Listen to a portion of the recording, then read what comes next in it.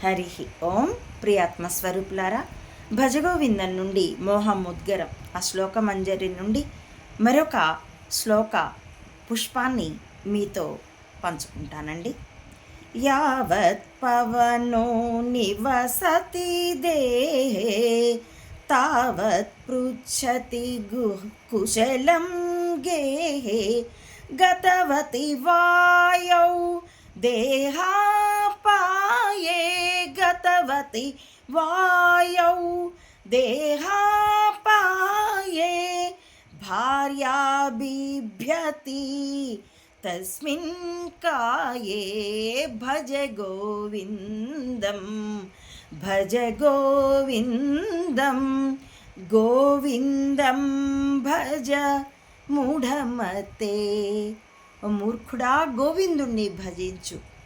కనీసం అవసాన దశలోనన్నా నీ తాపత్రయాలు, ధనం పట్ల ఈ మనకున్నటువంటి ఆ దాహాలన్నింటినీ వదిలేసి గోవిందుణ్ణి భజించు. ఎందుకంటే యావత్ పవనో నివసతి దేహే, నీ దేహంలో పవనుడు అంటే వాయువు అంటే ప్రాణవాయువులు 5 ప్రాణవాయువులు, పంచ ప్రాణాలు, పంచ ఉప ప్రాణాలు, 10 రకాలైనటువంటి వాయువులు శరీరంలో నిరంతరం చరిస్తూ ఉంటాయి. అవి ఉన్నంతకాలమే ప్రాణం ఉన్నట్టు.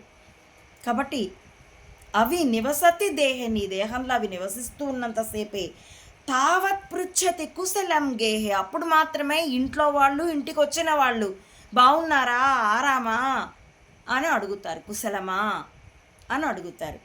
గతవతి వాయౌ దేహాపాయే, ఈ దేహంలో నుండి ఆ వాయువు గనక వెళ్ళిపోయింది అనంటే భార్య అభిభ్యతి తస్మిన్ కాయే, అలాంటి ఆ కాయాన్ని నీలుక్కుపోయిన కట్టెని నేల మీద పడుకోబెట్టి బట్ట కప్పి తల దగ్గర దీపం వెలిగించి ఉంచినటువంటి ఆ దేహాన్ని చూసి నీతో కాపురం చేసిన నీ భార్య కూడా భయపడుతుంది, నీతో కాపురం చేసిన నీ భర్త కూడా భయపడతాడు.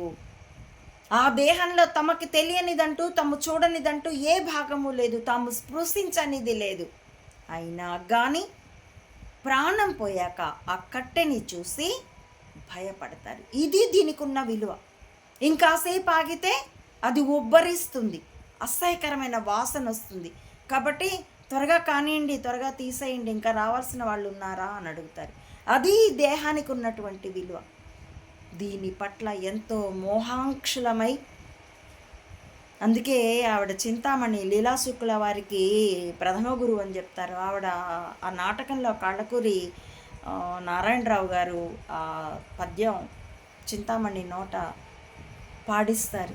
రక్తమాంస పురీషమూత్రముల పాత్ర మేలిమి పసిడి బొమ్మటంచు మోహాంక్షులైన వారు భ్రమింతురు.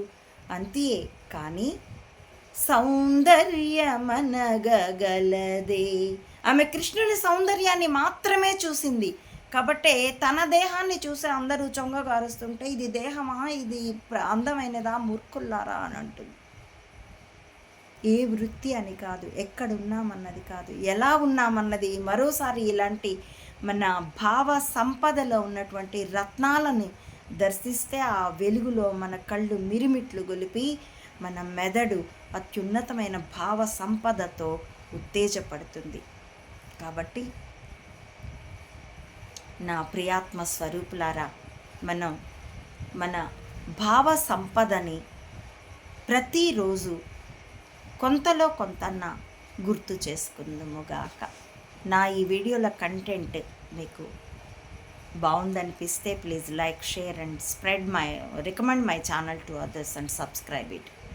Please support Amma Odi Mata Anantananda to spread the truth of either spying or spirituality. Thank you for watching.